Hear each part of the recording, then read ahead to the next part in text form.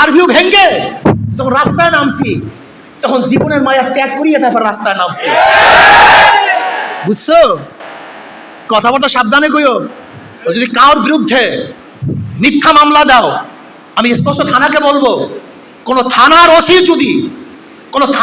যদি মিথ্যা মামলা গ্রহণ করেন, তাহলে সমস্ত জনগণের সামনে প্রকাশ্যে কিন্তু মাপ চাইতে হবে। এর আগে সরকার না, তোমরা যা ইচ্ছা তাই করবা।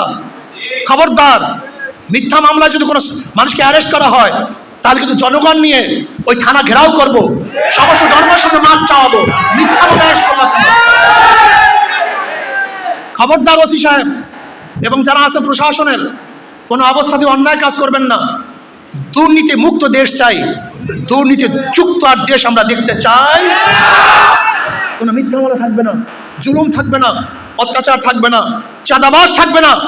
কেউ যদি চাঁদাবাজি করতে আসে, মাদ্রাসার ছাত্ররা, স্কুলের ছাত্ররা, কলেজের ছাত্ররা সবাই ঐক্যবদ্ধভাবে ওই চাঁদাবাজকে খাম্বা সামনে বান্ধিয়ে রাখবা।